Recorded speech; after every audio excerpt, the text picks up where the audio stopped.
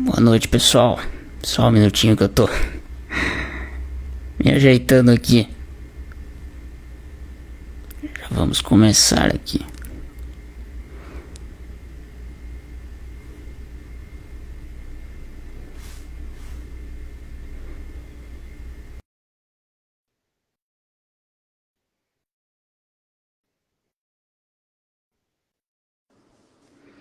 Certinho?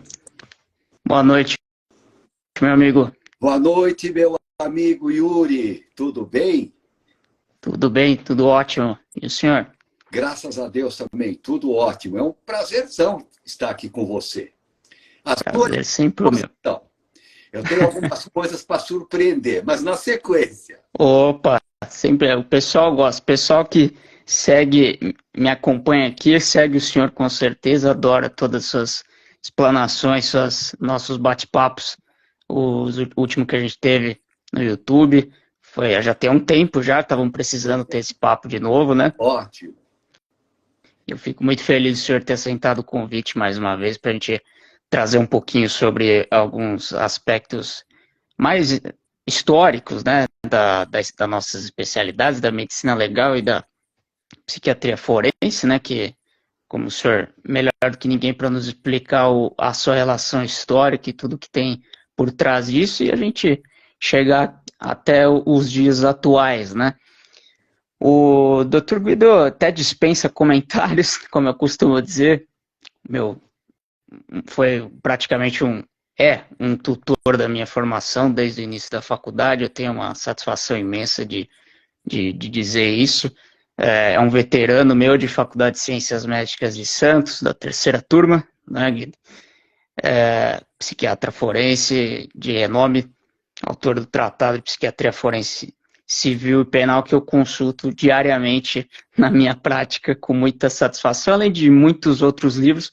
E um dos mais atuais, inclusive, já recomendo, que é A Decadência da Psiquiatria, que é muito interessante, muito bom esse livro. Recomendo fortemente. Meu amigo, fique à vontade para a gente começar aí. Gostaria que você me falasse assim, um pouco do que a gente tem de surgimento, né, dessas especialidades. O que veio primeiro, né? A medicina legal, a psiquiatria forense, como é que foi essa situação que o senhor pode dizer para a gente? Tá, muito bem. Bom, primeiro eu também quero falar da minha satisfação de estar aqui com você, Yuri. Que eu me lembro de você desde o primeiro ano de faculdade. Você já tinha eu vou chamar de militância, mas não é isso, é um carinho pelo estudo, pela formação de grupos, daquelas reuniões que você fazia científicas, as palestras. E você, muito obrigado, você sempre me prestigiou, desde o seu primeiro ano de faculdade, que você me convida. Primeiro, segundo, terceiro, quarto, quinto, e agora você já formado, eu acho que há uns 5 anos, mais ou menos. Mais Verdade, ou menos. verdade, 5 anos. Você continua me chamando, e para mim é sempre um prazer muito grande, por um motivo simples, não é modo de falar, é simples, porque você gosta do que você faz. Você Perfeito. gosta da medicina, você é dedicado, você faz com carinho, com amor. E isso, para mim, tem grande valor. Porque você é um médico jovem e o futuro está na mão dos jovens, dos médicos jovens, sem dúvida nenhuma. Mas vamos lá, vamos esquentar a nossa conversa, porque eu tenho umas coisas para surpreender. Falando Boa. um pouquinho de história, eu sei que você é ligado na medicina, aliás, você é medicina legal, é a sua área, desde sempre foi, né? E a minha é a psiquiatria forense. Então, como é que é a liga da psiquiatria forense com a medicina legal? E assim, pinceladas muito rápidas. Você também conhece bem a história da medicina legal, melhor do que eu. Eu Imagino. sou ligado à psiquiatria forense, mas como ambas estão relacionadas, vamos começar a passos largos para chegar até os dias atuais, mas começou tudo no primeiro grande código que a humanidade conheceu, que é o Código de Hammurabi. Né? O Código de Hammurabi é aquele código maravilhoso que tem aquela lei chamada Lei de Talião. olho por olho, dente por dente. Agora, por que que é maravilhoso? Né? Parece uma coisa meio grotesca, né? Você me tira um olho, eu tiro um olho seu, você me tira um dente, eu tiro um dente seu. Parece uma coisa meio grotesca, mas não é. Foi um grande salto da humanidade, porque até o Código de Hammurabi era uma vingança não proporcional. Por exemplo, se alguém me tirava um olho, eu entrava lá na casa dele e podia matar, que estava tudo bem. Né? Se alguém roubasse alguma coisa minha, eu ia lá, acabava com ele, roubava tudo que eu queria e também estava tudo bem. E no Código de Hammurabi, o grande salto foi justamente essa vingança regulamentada, né? Proporcional. Então foi muito bom. E interessante que consta já os primórdios da medicina legal, mas como eu faço psiquiatria forense, eu também achei o início da psiquiatria forense lá no Código de Hammurabi. Eu não me lembro mais o artigo, eu acho que é o 275, salvo engano, que diz o seguinte: se se alguém comprar um escravo e ele tiver epilepsia, você pode devolvê-lo. E epilepsia é a doença mental mais antiga, a que nunca mudou de nome e que continua aí com seu polimorfismo incrível. E por que chama epilepsia? Porque o antigo, naquela época do Código de Hammurabi, 2000 anos antes de Cristo, o que acontecia? Quando uma pessoa dita normal, ela se deparava com um doente mental e não sabia o que era. Ele estava alucinando, delirando, ou tremendo no chão. Então ele deu o nome de possessão demoníaca. E epilepsia, o que quer dizer? Epi é o que está acima. Por exemplo, epílogo, acima do fim. Epígrafe, o que está em cima na folha. E lepsis é abater. Epilepsia é abater por cima, porque os antigos pensavam que o diabo vinha, entrava por cima, abatia e ficava sacudindo o indivíduo no chão. E tinha a possessão demoníaca incompleta, quando o diabo entrava, pegava o pensamento, o sentimento, a intuição, a percepção do indivíduo, e que são as psicoses, né? E também ficava fazendo as suas diabruras. E eu também acho que tinha terceiro tipo, que era do homem votado, o bruxo, o homem ruim, votado ao diabo, que seriam as personalidades psicopáticas, os condutopatas. Né? Bom, pois bem, esse daí ficou indo, foi indo, aí entramos já na Idade Antiga, Lei das 12 Tábuas, já tem grandes disciplinas sobre boas disciplinas sobre a medicina legal e a psiquiatria. Eles falam do mentecapto, mente captada, sempre pelo diabo, né? E assim vai indo, e eu já estou passos rapidíssimos, né? Rapidíssimos. Assim, saltos de 500, 600 mil anos. Mas né? é assim, né? Mas é assim. E aí nós entramos na Idade Média, onde começam as primeiras disciplinas fortes da medicina legal. E um dos nomes que não pode ser esquecido na medicina legal, não existia o nome psiquiatria forense ainda, mas existia a medicina legal. E era tudo dentro do corpo da medicina legal que aparecia justamente as disciplinas sobre a psiquiatria forense. Um deles foi Ambroise Paré. E Ambroise Paré, eu falei que eu ia surpreender você, né? Olha, eu tenho as obras completas aqui, viu? Eu não acredito. Mas eu vou surpreender ainda mais. Meu Deus. Pois é. Essa é uma bíblia. Não, são 4 volumes. Olha que beleza. Mas esse ainda não é a grande surpresa que eu vou fazer. Esse daqui é de 1840, mas são as obras completas. É uma beleza. É uma beleza da medicina legal, é um clássico. Sem dúvida. Bom, aí vai indo. Eu estou sempre a passos largos, porque eu estou querendo chegar numa grande surpresa agora para você. Aí, o que acontece? É editado no mundo, é editado o primeiro livro, vou chamar até de primeiro tratado de psiquiatria forense.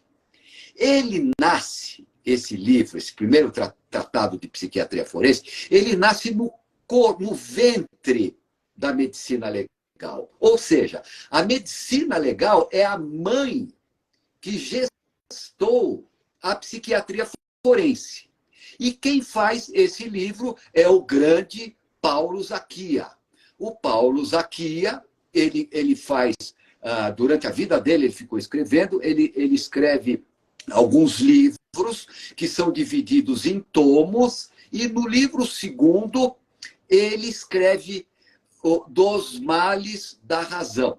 O livro de Paulo Zakia, ele ficou 250 anos dando as cartas. E agora eu vou te surpreender, porque eu sou o único no Brasil, modéstia à parte, eu falo com orgulho danado, acho que não tem, pelo menos eu não sou. Eu tenho Paulo Zakia. Meu Deus do céu. Paulo Zakia no original. Olha, vou pegar... Nossa. Olha que beleza. São 3 tomos, tá certo? São 3 tomos. 3 tomos, mas são 10 livros, 9, 7, 8 livros, eu não me lembro mais, mas são 3 tomos. Olha o danado aqui, ó. Nossa Senhora. Olha, com os... Olha. Que relíquia. Não, Nossa Senhora. Não, esse daqui é aquilo que a gente chama de babá. Né? Olha, olha totalmente. Olha. Meu Deus do céu. Aqui eu estou mostrando pela primeira vez aqui. Ó, exclusividade. Ele está dando a imagem invertida para você ou certa? Ele está dando a invertida, mas não tem dá jeito. Pra... Mas Acho que dá para... Olha, e aqui, olha que coisa maravilhosa que é isso, a imagem invertida. Olha que beleza. E meu Deus. Aqui no livro segundo, que é aqui para Livre Primos, depois livro segundo. No livro segundo tem Dos Males da Razão. Sim. E nesse Dos Males da Razão, esse daqui é o grande, a Questões Médicos Legais de Paulo Zakia, é uma coisa fantástica.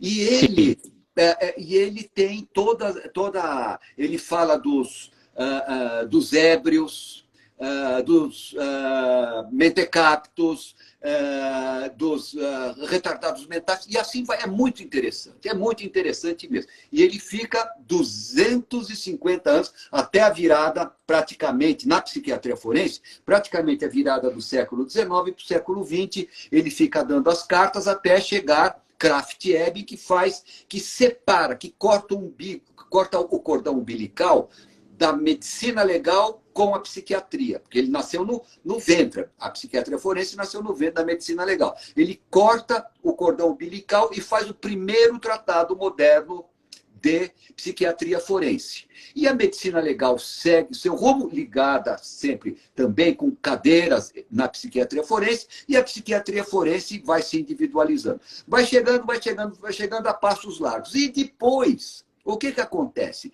Pleno século XXI, eu não estou falando isso por uma forma apenas de falar, eu estou falando sério mesmo, porque eu sou mini colecionador de livros raros, adoro ler, tenho uma biblioteca razoável lá no meu consultório. Veio um livro que eu recomendo àqueles que querem estudar medicina legal, porque ele é prático, didático, objetivo, claro, distinto e adequado. Eu não sei se você conhece, é esse aqui, ó. Mas, pelo amor de Deus. Eu tô falando... Aí você me pegou de surpresa. Conheço um pouquinho esse livro. Conhece um pouquinho? Você conhece o Yuri Trunkle? Conheço um pouquinho. Então, e olha, não que honra. porque eu li inteiro, óbvio. Mas olha, onde você abre, você vê riscados. Tá vendo? Sim. Você vê riscados. Onde você abrir, você vai ver, olha aqui. Tá, eu faço marcações minhas, como, por exemplo, essas pequenas marcações. Sim. É um livro muito bom, é muito didático, muito prático. Que honra ouvir isso. E eu acho que vale a pena as pessoas que vão se dedicar à medicina. E é muito sério. Se não fosse, eu falava. Yuri, você... Tenho certeza. Eu não iria trazer aqui para conversar enfim, não iria fazer isso jamais. É muito bom, eu recomendo mesmo. Bom, feita a história. Agora você que pergunta, você que fala. Depois de tanta surpresa, assim, que não imaginava nunca, imagina, uma honra dessa, pelo amor de Deus, fico lisonjeado. Aliás, eu até acho que cabe fazer essa colocação, que eu te faço até um convite barra proposta. Se eu tiver a satisfação de ter mais edições, eu gostaria muito que o senhor fizesse o prefácio da próxima edição. Seria uma honra inenarrável para mim, se o senhor puder fazer isso. Para mim, eu ficaria muito feliz. Já fico muito honrado de poder te entregar esse livro e ainda o senhor ter me privilegiado dessa forma, imagina. Fico muito feliz. É um convite irrecusável. Eu conheço você desde o primeiro ano de faculdade, então eu sei o que eu estou falando. Eu não falaria isso para qualquer pessoa mesmo. De verdade, Yuri. Obrigado. Mas obrigado, meu amigo. A gente está passando por um momento na perícia. Eu falo sempre da psiquiatria forense, tá certo? A medicina legal, ela, embora esteja coligada, é uma outra área de atuação, completamente diferente. Mas nós estamos passando na perícia por problemas gravíssimos. Gravíssimos. Concordo. Por quê? Existe, na psiquiatria, parece que a psiquiatria ela é terra de ninguém. Ou seja, todo mundo sabe o que é depressão, todo mundo sabe o que... Mas não é verdade. Não é verdade. A psicopatologia, ela é absolutamente clara, absolutamente precisa. Né? Falar, mas a gente não sabe onde termina a doença mental e onde começa a normalidade mental. Sabe sim, e sabe muito bem o que é doença mental, o que é zona fronteiriça e o que é normalidade mental. Claro, isso fica para os especialistas. Agora, parece que é terra de ninguém. Parece que doença mental, normalidade mental, é tudo uma coisa só. Então, todo mundo é depressivo, todo mundo é bipolar, todo mundo tem déficit de transtorno da atenção e hiperatividade. E se tiver mais de 65 anos, você está arriscado a ter Alzheimer se tiver um lapso de memória. E não é absolutamente nada disso. Infelizmente, essa decadência da psiquiatria ocidental, absolutamente decadente, ela contaminou a psiquiatria forense, óbvio. Então, o que está acontecendo, que é uma para mim é triste falar isso para você, mas existe, pela falta de poucos psiquiatras de formação, existe uma improvisação de psiquiatras clínicos na psiquiatria forense. É mais ou menos assim, Yuri. Você tem o cardiologista clínico e o cirurgião cardíaco. Você pega um cardiologista clínico para fazer cirurgia. Não vai fazer nada. Só que na cirurgia ele nem se atreve a pôr o pé na sala cirúrgica, porque senão ele vai ser expulso de lá. Tá certo? Agora, na psiquiatria, parece que não tem limites, não tem coisa nenhuma. Então, o que acontece? Eles vão lá e fazem umas porcarias que não tem nem tamanho, né? Não tem nem o que dizer sobre isso. E, infelizmente, juízes, promotores e advogados, que são cultos, ainda que muito cultos, são leigos. E o leigo, como é que ele vai criticar? Se escreve mais ou menos, etc., parece que aquilo lá é verdade. E não é. Então, nós atravessamos esse período. A psiquiatria é extremamente decadente. E por que eu também estou aqui conversando com você? Tenho feito palestras para jovens, para as ligas de medicina legal, de psiquiatria, porque eu acho que o futuro está com vocês jovens. Os médicos jovens serão os vingadores dessa geração perdida que está por aí. É uma geração um pouquinho antes da minha. Vocês são 2 gerações antes. Então, eu acho que vocês serão os grandes vingadores. E eu percebo nos médicos jovens uma vontade de colocar as coisas no lugar, incorporando toda essa tecnologia do momento, que é fantástica, com a tradição. Ou seja, é uma espécie de tradição em marcha, mas está na geração de vocês. Eu acredito que tem muito disso, porque é como o senhor falou, né? A gente tem que acabar pegando o que a gente tem de melhor de antes, né? E ter uma análise crítica do que a gente vê como que precisa melhorar, né?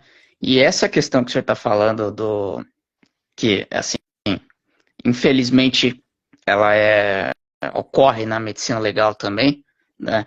Que é um pouco dessa que a gente fala, às vezes, uma terra de ninguém, né? Como o senhor bem falou. Infelizmente, na psiquiatria forense, achava até que um pouco menos, mas, infelizmente, é o mesmo parâmetro, né? Talvez porque nos últimos... no século passado, a questão da, da medicalização excessiva, né? No caso da psiquiatria, como o senhor bem comenta lá no livro, também na questão do DSM, né? Essas coisas influenciaram sobremaneira nessa forma de se ver a psiquiatria que eu não poderia ver diferente, porque assim, eu entendo que para você saber fazer um diagnóstico, para você fazer uma análise adequadamente, você tem que partir da psicopatologia, né? Você perguntar para quem sabe atualmente, né, sobre Jaspers, né, sobre esses grandes psicopatologistas, a gente vai ver poucas pessoas tendo como. Quando eu vejo algum autor citando o Jaspers, eu já falo, poxa, esse realmente está sabendo, né? Esse é bom, esse eu tô confiando completamente. Então, eu acho que esse processo que o senhor falou, né, da nossa geração, ele é cabível, sem dúvida, mas graças também a colegas mestres como o senhor, com tantos outros que se dedicam à medicina seriamente e que tem base, né, psicopatológica, base, vamos falar, né, das outras áreas, fisiopatológica, de propedêutica e tudo mais, que a gente deve, né, adaptar à atualidade. Isso é um desafio. Eu até entendo que isso seja um processo, né, porque tem geração que às vezes foi inundada de uma maneira com outras técnicas que a gente hoje questiona, mas é uma constante rotação. Mas esse ponto realmente é uma coisa que tem que ser muito bem trabalhada e, assim, eu faço o meu melhor aqui nesse perfil para, pelo menos na área da perícia, e também às vezes flertando com os seus devidos cuidados na psiquiatria forense para levantar essas questões de tanta importância que é ter uma base metodológica, né? Eu acho que é um ponto fundamental, né? Sem dúvida nenhuma, é básico. E isso, eu volto a insistir, eu acho que a sua geração vai ser a geração que vai vingar, que vai colocar, porque o pêndulo do relógio foi muito para lá. Entendeu? Ele vai voltar, e vai voltar com a sua geração. Você sabe que a gente estava falando de história, então a psiquiatria, ela sempre foi, a psiquiatria séria, ela sempre foi baseada na psicopatologia. Aliás, a medicina é baseada na patologia, não é? Por exemplo, você tem uma mancha na pele, você fala, é câncer, mas precisa ver se o anátomo patológico vai falar que é câncer ou não. Então, a verdade está na patologia, no caso, na psicopatologia, que ela é independente da corrente que você segue. Se você seguir mais uma linha, vamos chamar assim, exageradamente mais organicista ou mais idealista, a psicopatologia é uma só. É uma só para tanto faz aquela sua formação que melhor te satisfaz. Por exemplo, uma fuga de ideia é uma fuga de ideia, tanto faz qual que é a sua doutrina. Um delírio é um delírio. Um pensamento acelerado é um pensamento acelerado.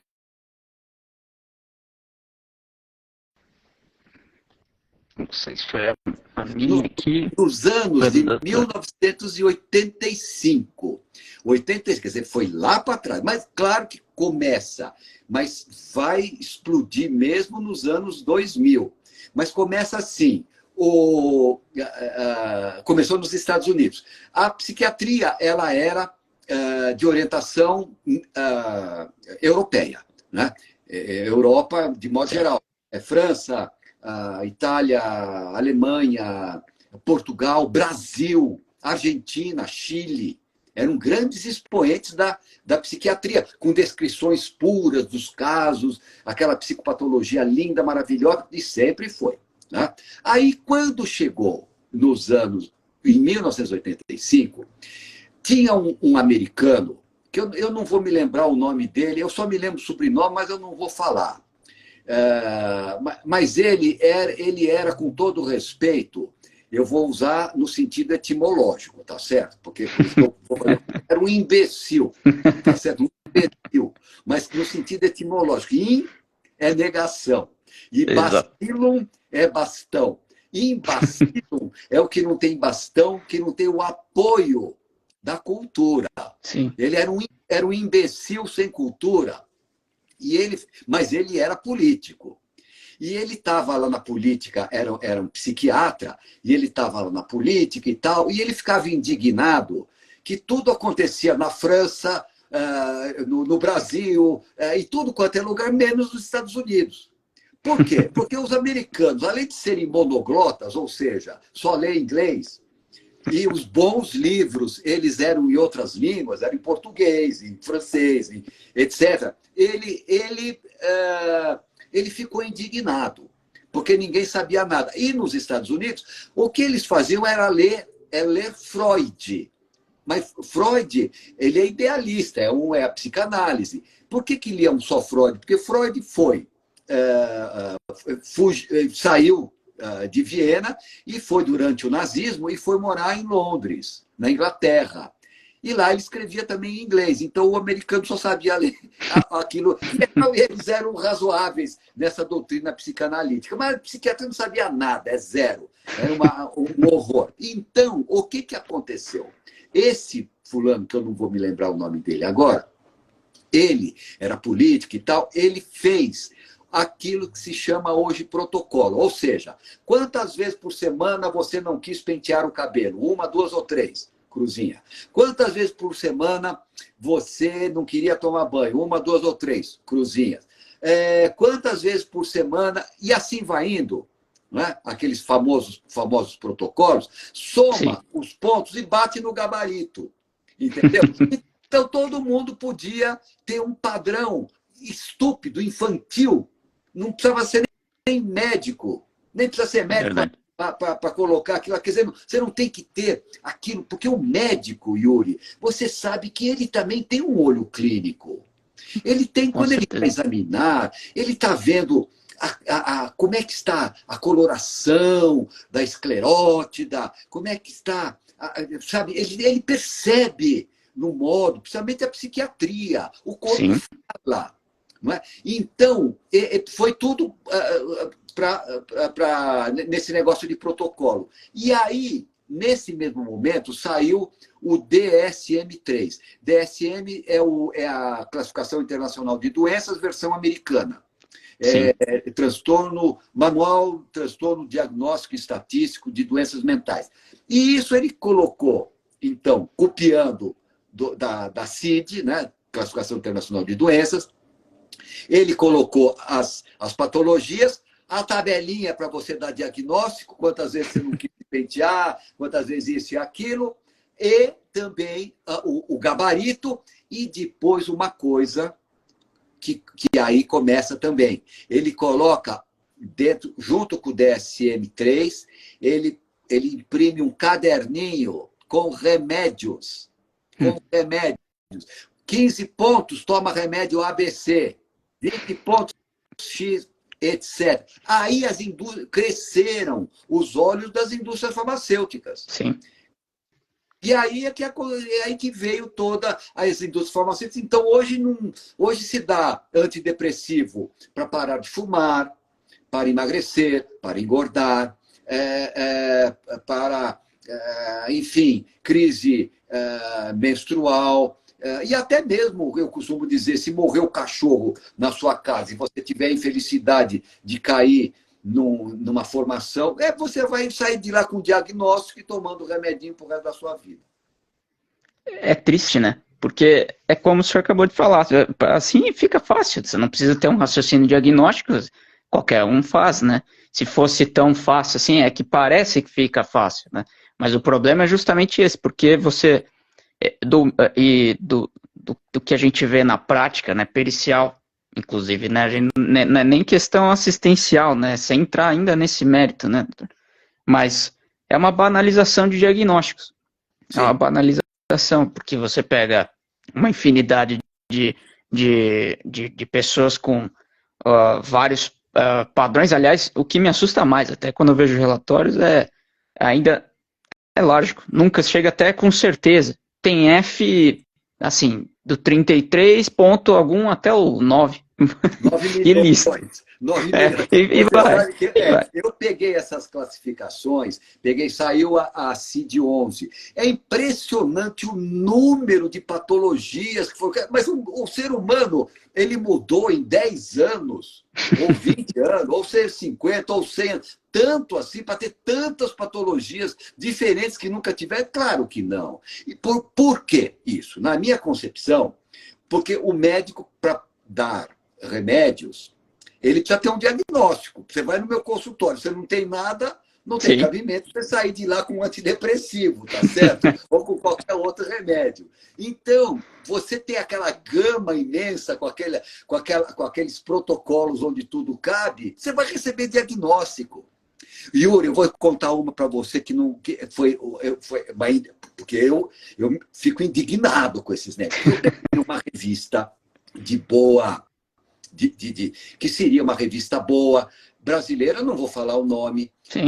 da minha área de psiquiatria, e, e comecei a somar a epidemiologia das doenças mentais. Então, eu vi 5% transtorno do déficit da atenção, 4% alcoolismo, 3,5% esquizofrenia. Depois tinha psicose epilética, psicose não sei quantos por cento esquizofrenia, 6% transtorno bipolar, não sei, 6 ou 7% Alzheimer, etc. Aí eu somei tudo, deu mais de quase 35% de patologias. Então eu vou falar o seguinte: se você, meu amigo Yuri, estiver conversando com 3 pessoas e elas lhe parecerem normais, o louco é você. Exato. A conta ficou fácil, né? Fácil. Ué, se 33% tem algum transtorno mental, você está Sobrou um. conversando com 3 pessoas, 2 parecem normais, quem o louco não é verdade? Quer dizer, É um verdade. horror, É verdade. é uma decadência, sabe? Que, felizmente, a geração de vocês está chegando aí com força total. A gente tenta, e eu acho que isso um trabalho constante, mas isso exige dedicação e atuação muito ampla, né, da, da profissão, né, que eu acho. Essa questão da formação, né, da formação após, né, a pós-graduação em sentido amplo, né, residência, enfim, que isso tem uma relevância muito grande e uma mudança de cultura, porque essa base metodológica é até difícil de falar, né? Porque ela é muito básica. Então, se a graduação não focar nisso, não frisar a importância disso, vai passando, aí vai para pós a graduação, continua, e aí tende até a perder um pouco o caminho, né? Porque você vai tendo uma deturpação de todo esse processo, né? Mas a dedicação que é inerente à profissão, ela é inata, né? Agora, o que é importante, que eu entendo como importante, né, da nossa geração, que é uma coisa que pode fundamentar, né, é o acesso à informação, que ele é muito grande, que ele pode ser muito benéfico e ao mesmo tempo danoso, às vezes, né? Hoje a gente tem uma gama de possibilidades de informações que são de péssima qualidade e informações que são muito boas, né? O critério, o senso crítico para avaliar também é um desafio até para a nossa geração, né? Essa é uma coisa que é importante frisar, que o acesso à informação ele é tão grande que às vezes ele dificulta. Engraçado isso, né? É engraçado e essa parte, você tocou num ponto de formação que é muito importante. A formação é muito importante. Eu acho, Yuri, que aí tem que ter também os órgãos responsáveis, eles precisam parar com politiquinha, com todo respeito, de quinta categoria, né? E ter alguma Concordo. coisa efetiva eu não digo no sentido de punir, jamais. Sim. Eu acho que tem que ensinar e fiscalizar esses órgãos formadores. Então, eu acho Sim. que isso é fundamental também para a formação dos velhos. Precisa pôr as coisas no lugar. Eu acho que está tudo muito fora do lugar. Está, assim, com todo respeito, esculhambado. E é preciso mudar toda essa mentalidade. Eu confio, viu, Yuri? Confio nos jovens. Eu acho que os jovens... Está na mão dos jovens. E cabe, naturalmente, a todos, enfim, conduzir para um caminho bom. Eu acho que um dos pontos fundamentais é o ensino.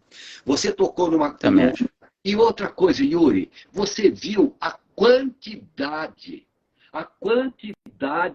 de escolas de medicina que estão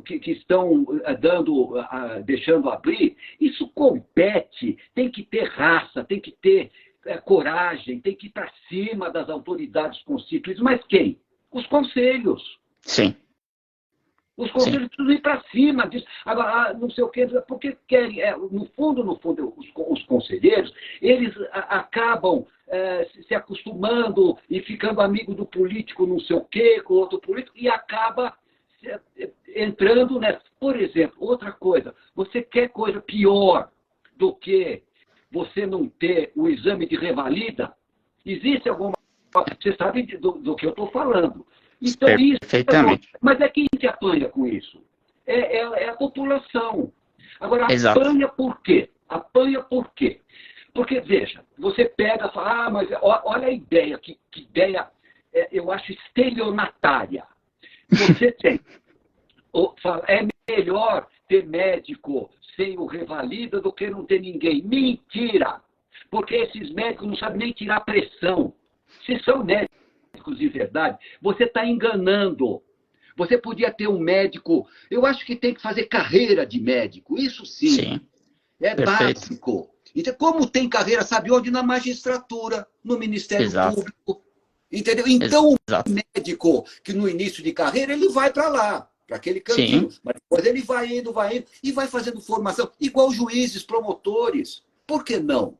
Agora, você colocar esses médicos que vêm de fora de faculdade, você não sabe nem de onde são, que são os chamados médicos cubanos, não é? Que não são só cubanos, é de tudo quanto é canto. Eles não sabem tirar pressão. Então você vai... Complicado. Agora, ele sabe dar bom dia, boa tarde, como vai a senhora? E parece que está sendo bem cuidado. Bem cuidado, coisa nenhuma, é estelionato. Se tivesse um médico de verdade, ia tomar uma providência. Médico de verdade, que eu digo, é com revalida. Sim. É seguir o rito normal, né, doutor? O rito é esse. A gente vai para fora, por exemplo, vai para outro país, tem uma prova. Não pode ser assim. É uma coisa natural, né? A gente tem que seguir as regras do jogo, né? Isso é fundamental. E não é uma questão simplesmente profissional da medicina. É da população. É porque essa é uma visão muito ampla da sociedade, né? Que a gente fala, né?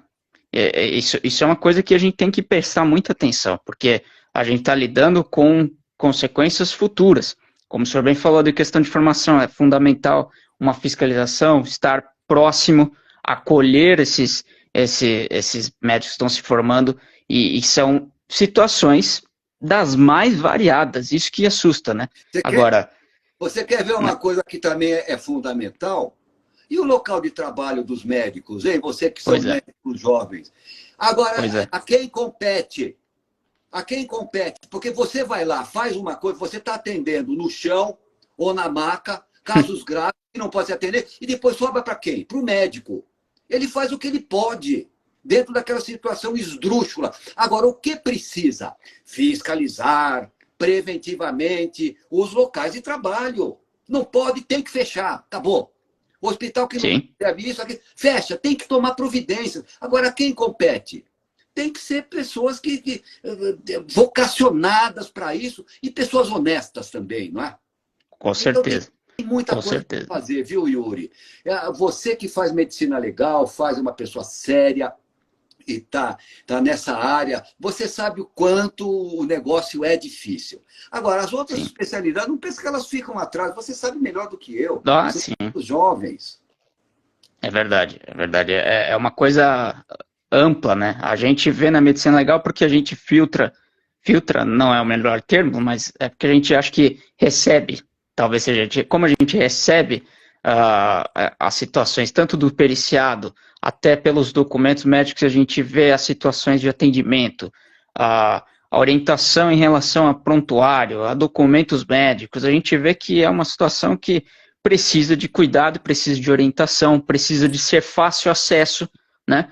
Como o Sim, senhor falou, essa questão, e isso eu entendo, como o senhor falou, na questão dos conselhos, é fundamental, né? A gente tem que ter uma abertura e, inclusive, aproveito para, caso os colegas que acompanham aqui não saibam, Dr. Guido e tantos outros colegas de renome estão concorrendo pela chapa 2, novo CREMESP, aqui em São Paulo, os colegas daqui de São Paulo.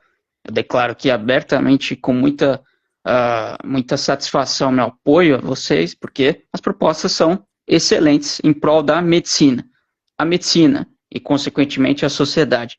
É isso que a gente tem que pensar. Então, quem quiser conhecer, tem o perfil deles, tem o site, então eu recomendo fortemente que conheça. Vão lá ver o que tem de propostas, vocês verão que são propostas decentes para a nossa profissão no estado de São Paulo, mas é claro que isso impacta no Brasil. A gente está falando de conselhos, né, doutor? A gente está falando de uma coisa que envolve a profissão, né? Obrigado, viu? Eu não ia tocar nisso, porque, enfim, eu vim aqui para bater um papão com você, que eu conheço desde o primeiro ano de faculdade. Sim. Desde o primeiro ano, você primeiro. Eu me lembro, você me chamou em todas as suas atividades, grandes atividades, com público Com imenso. muito prazer. Mas, nossa, foi um privilégio. Primeiro, segundo, terceiro, quarto, quinto, sexto e depois de formado, você continua ainda ligado nas ligas, né? Com certeza. Com certeza. Mas eu não ia falar dessa parte, mas enfim, já que você tocou, são todo esse grupo. Por que eu fui para esse grupo? Porque, enfim, eu faço minha psiquiatria forense 24 horas por dia, sou ligadíssimo nisso, adoro. Mas por que eu acabei entrando nesse grupo? Primeiro, é um grupo que não tem nenhum que foi conselheiro, nada. Sim. Já não tem pessoas que já têm viés, não, Exato. nada.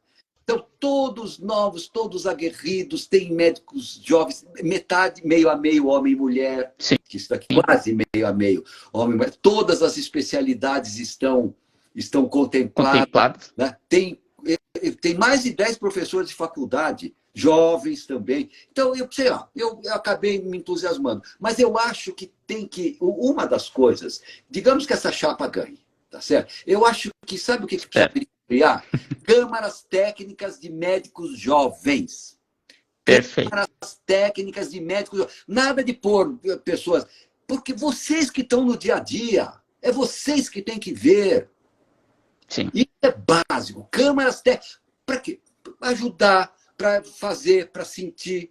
Então, eu acho que... Orientar. Bom, eu não vim aqui também para falar de política, mas se alguém for para chapa 2, eu agradeço mesmo. E olha, a intenção é a melhor possível, é a melhor do mundo. E uma vez eleitos, a gente espera não decepcionar, óbvio. Né? Agora me conta o que você anda fazendo de bom. Muita perícia, muita perícia, graças a Deus, doutor. Faço muita perícia judicial, né? Às vezes assistência técnica, né? Que a gente vai aos poucos, né? Mas principalmente é perícia judicial, né? E também às vezes faço perícia às vezes não, faço perícia pelo Detran também. Segui a medicina de tráfego também. 2 áreas periciais, né? Então eu sigo muito isso. Ótimo. Eu vou contar uma coisa para você que na minha área. Existem crimes praticados por doentes mentais. Então, são doentes mentais criminosos. Isso, enfim, sempre existiu e sempre existirá. São doentes, por exemplo. Mas o que eu tenho percebido, até até os anos 2000, eu trabalhei muitos anos em manicômio judiciário, lá em Franco da Rocha. Eu costumo dizer que foi lá que eu comecei, que eu nasci profissionalmente, que eu troquei os primeiros passos, que eu aprendi a andar sozinho e também foi a minha catedral. Eu aprendi muito. Imagino, eu imagino. Muito. O Hospital de Juqueri eram 13 mil internados. Então, Nossa. Eu estou falando com complexo, médico, né? era uma beleza, porque você Sim. aprende mais. Mas, então, eu me lembro que naquela época, que existia uma formação mais técnica, mais rígida, não existia improviso de peritos. Quando uma pessoa era dada como doente mental e portadora de alta periculosidade, tá certo? Ela não pode voltar para a sociedade, porque se ela voltar, ela está correndo risco, ela mesma, alguém vai lá e pode até morrer, pode, Sim. existem, e também para que ele não cometa crime contra pessoas que, indefesas, contra pessoas que nunca viu. Então, é para salvaguarda social. Então, normalmente, isso acontecia. Então, às vezes, esses internados, eles precisavam ficar muitos anos. Então, eu peguei internados com mais de 20, até mais de 30. E aí começou nos anos 2000 para cá, com a improvisação de médicos clínicos para fazer perícia, eles começaram, mas como 30 anos? Os improvisados, não os peritos verdadeiros. Os improvisados, mas como? Coitado, tá há 30 anos. Então, foi uma tentativa de vários internados de eles colocarem na rua, voltar para o meio social. Yuri, só deu zebra. Com certeza. Ou morreram, ou mataram, ou estupraram, etc. E hoje, com certeza, isso aconteceu. E hoje, o que eu vejo com essa mentalidade de peritos improvisados na psiquiatria, o que eu vejo é que a dificuldade para se reconhecer num tribunal do júri, ou mesmo num processo, que aquele indivíduo cometeu delito por ser doente mental. Você estudou em Santos. O Senise, que eu vi que estava aqui na sala, não sei se ele está ainda. Tá por aí, com certeza. Senise, é outro grande da medicina, que também estudou em Santos. Teve um crime em Santos que foi extraordinário. Não, o crime há muito tempo, mas o julgamento não faz muito tempo, que foi lento. Era um dentista, delírio de perseguição, sentia-se perseguido, fez o consultório dele, parecia um Big Brother, com câmera em tudo quanto é canto, ele ficava, era, enfim, esquizofrênico, paranoide, com delírio de perseguição, e daí para ninguém pôr defeito, tá certo? Então, o que ele fazia? As vozes diziam, falava assim, olha, vai lá e mata aquele fulano, porque ele está te perseguindo, ele não presta. Vozes imperativas, né? Normais, etc. Normais, eu digo, psicopatológicas, não é? Etc. Bom, muito bem. Então, olha como ele matava, em Santos.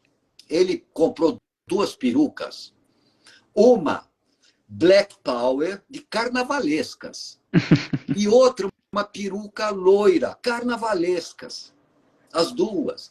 E ficava plantado horas, até fotografavam ele, horas, esperando a vítima. Aí a vítima passava, nem sabia o que acontecia, ele vinha por trás e matava pelas costas. Matou 5. Quer dizer, um delito absolutamente bizarro, incompreensível psicologicamente. Para compreender, só pode ser pela psicopatologia, alucinações, delírios, etc. Ele faz tudo aquilo. Bizarro, totalmente bizarro. E mais um monte de psicopatologias que, examinando, aparecem. O júri achou que seria um benefício para ele se fosse internado num manicômio judiciário, que é o lugar onde ele viria. Por quê? Porque parece que a doença mental, ela estaria absolvendo o indivíduo. São esses paradigmas errados que precisam ser mudados também.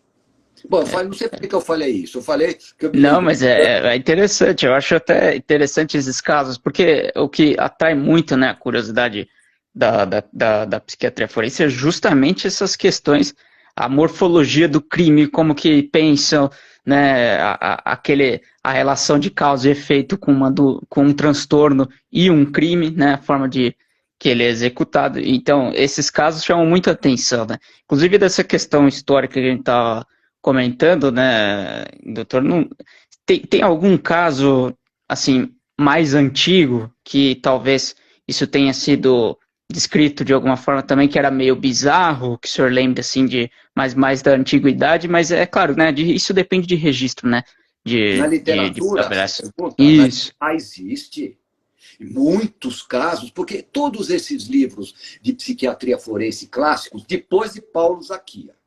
sim, Depois de Paulo Zakia, na virada do século XIX para o século XX, vem o primeiro livro de Richard Kraft-Ebing, que é tratado psicopatologia forense, em várias línguas e tal. E legal. esse já tem os casos que ele examinou, que são casos clínicos, como se fossem exemplos, paradigmas. Sim, Então tem todo o laudo, morfologia do crime. E isso daqui sempre foi comum. O Pacheco e Silva aqui em São Paulo sim. fazia também, que lá dos primórdios de Juqueri. O próprio Franco da Rocha, Francisco Franco da Rocha, ele tem um livro chamado Esboço de Psiquiatria Forense, ele conta casos clínicos. E os livros europeus, os franceses, os italianos, eles têm muitos casos clínicos. Aliás, o Lombroso é o que mais tem. Você sabe É que eu verdade. está aqui pertinho de mim, as obras completas do Lombroso. Ele Completo. é muito malquisto, completo. Ele é muito Cara, malquisto, mas ele teve um azar. O Lombroso teve um azar.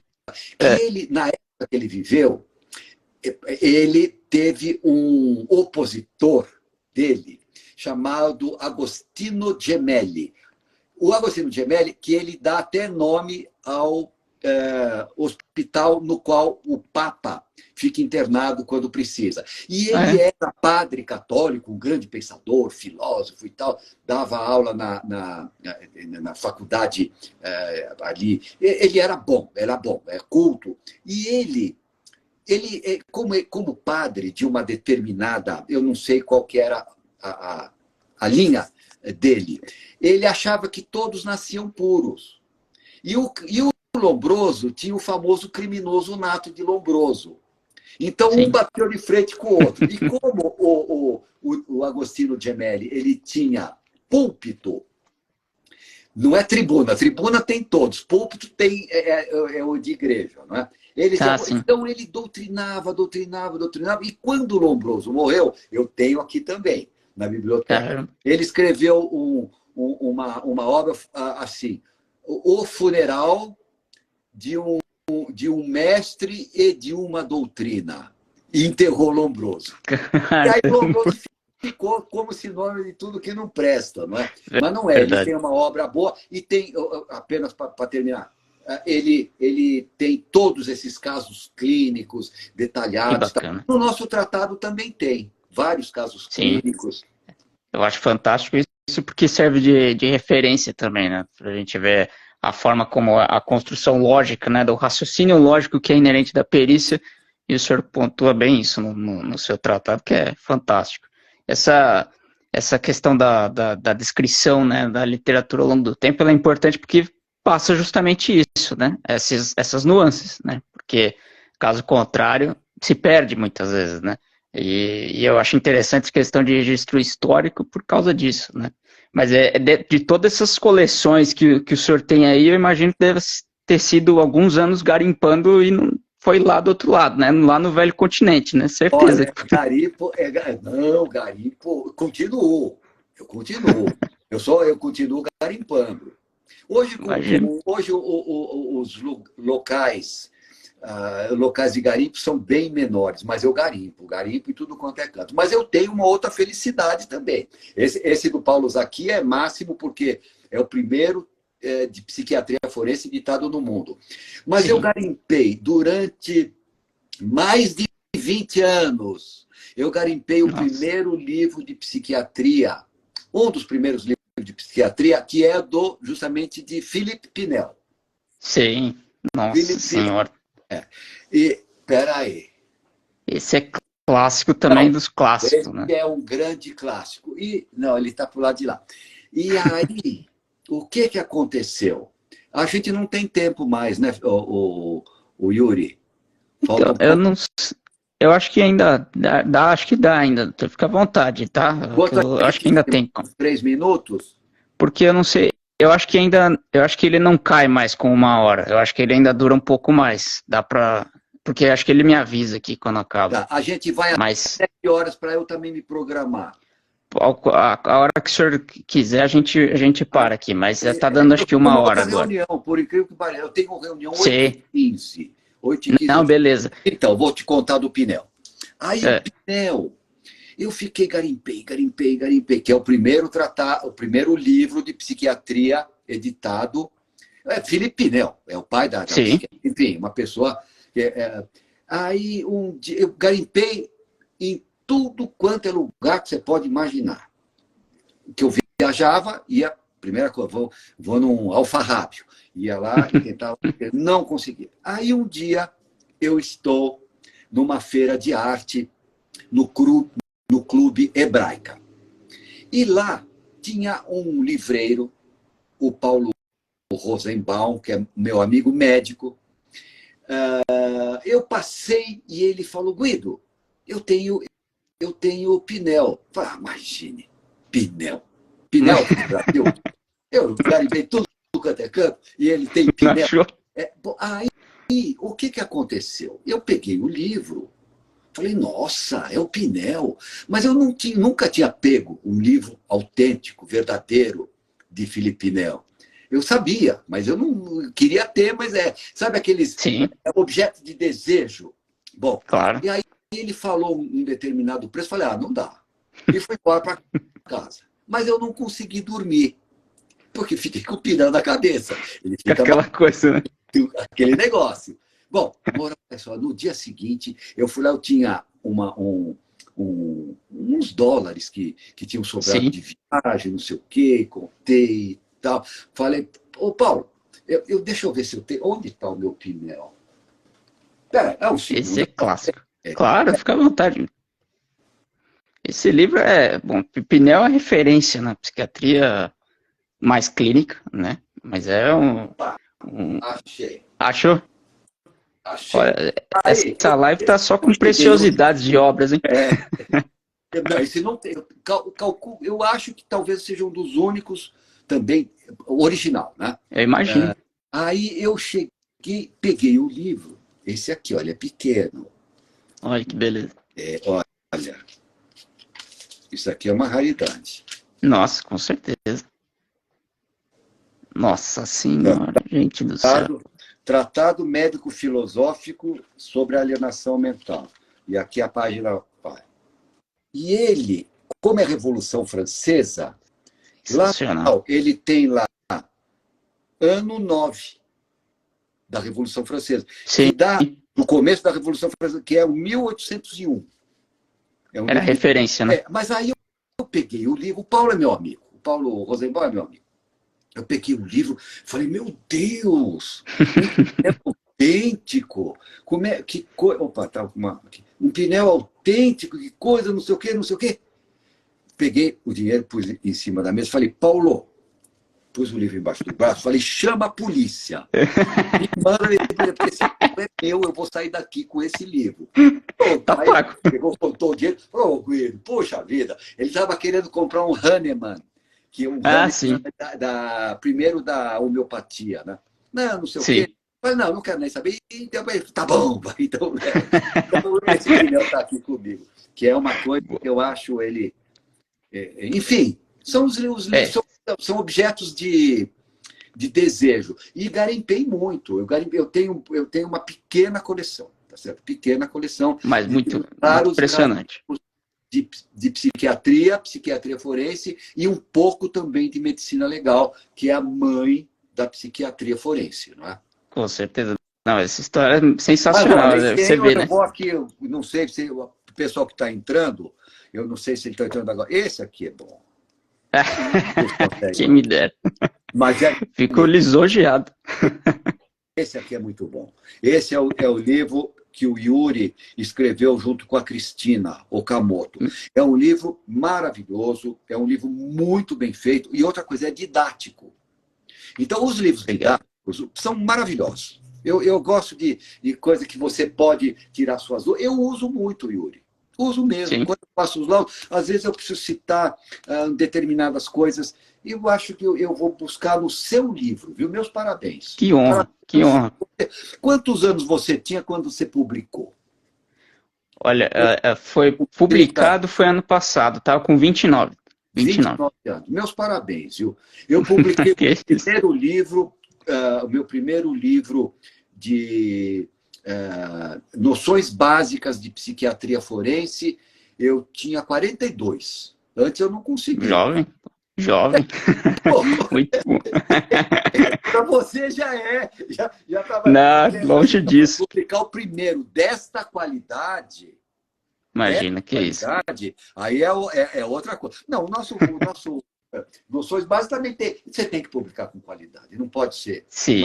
Mas antes não. É que você se esforça para aquilo que você quer desde o primeiro ano de faculdade. Eu me lembro disso, mas. E não é politicagem, não. Porque é inspiração contigo também, sem dúvida nenhuma. Não falo abertamente, não é por.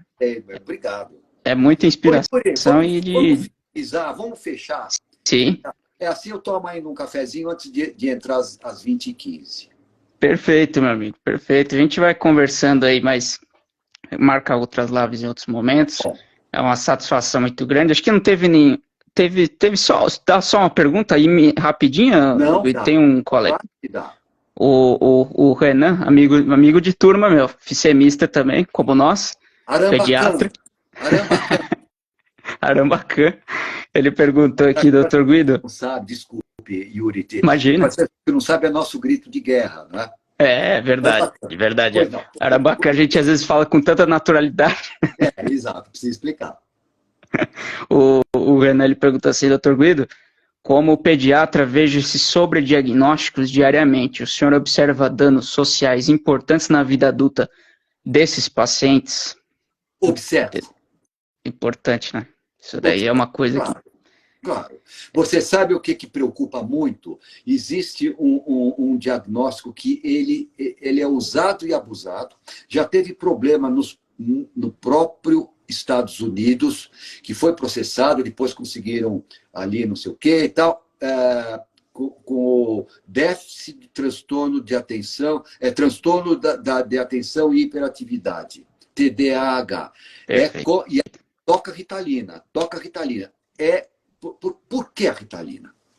A Ritalina ela é um estimulante.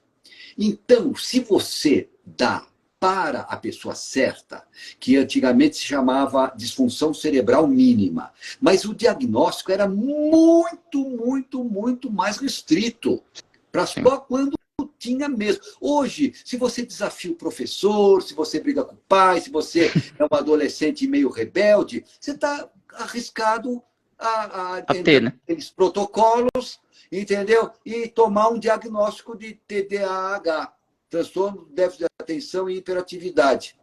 E tomar Ritalina. Agora, faz um mal miserável. Porque, primeiro, Ritalina é dia.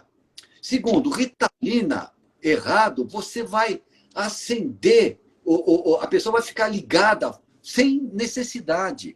E por que dava? Agora tem um detalhe interessante. Por que davam no passado, bem dado, a Ritalina para o déficit, para a disfunção cerebral mínima? Porque você tem a parte instintiva que fica numa parte, vamos dizer assim, subcortical, e o córtex. E quando... O que acontecia? Com disfunção cerebral mínima, ele tinha movimentos impulsivos, então, porque o córtex não regulava, né? Não segurava. Então ele ficava explodindo com coisas, com isso, com aquilo e tal. Então você dava o que? A Ritalina, que estimulava o córtex para segurar esses impulsos. Agora, se não é isso, se não tem essa disfunção cerebral mínima, bem mensurável, bem vista, que o diagnóstico psicopatológico sabe e é bastante raro, você dá a Ritalina para um cérebro normal, você faz um estrago miserável. Verdade, suprime, né? Você acaba suprimindo e tem efeitos, né? Colaterais e tudo mais. É muito séria essa situação, muito séria mesmo. É bem lembrado pelo Renan. E estamos falando de crianças, né? Coisas que a gente vai ver muito lá na frente, né? Outro ponto importante, já que você tocou nesse ponto de criança, existe um erro grave em dar diagnóstico de psicopata infantil. Não existe psicopata infantil. A psicopatia, que eu chamo de condutopatia, porque a pateia, a patologia da conduta, é sempre maior de idade, porque a adolescência é um período de rebeldia, de transgressões, nem todos, mas muitos. Sim. Você está se encaixando nas coisas, ainda não achou. Então parece que é, entre aspas, psicopatia, mas não é. Sim. Então precisa tomar muito cuidado com isso. Os efeitos podem, ainda mais falando de condutopatia, né? Imagina, né? Olha o rótulo que se coloca numa criança, né? Muito grave, né? Muito complicado isso. Tem que ser criterioso, mas não é critério de protocolo, né? Psicopatológico. Exatamente. Médico, não é? Médico. Exato. Médico psicopatológico. Exatamente. Mas está na sua geração e nas gerações que estão chegando. Eu tenho certeza que vai. Eu já vejo com os jovens que eles já estão ligados. Tentando. É lógico. Que, opa, peraí. É remédio para tudo. Tudo tem diagnóstico. Não, peraí. Outra coisa, você sabe uma coisa que é muito importante?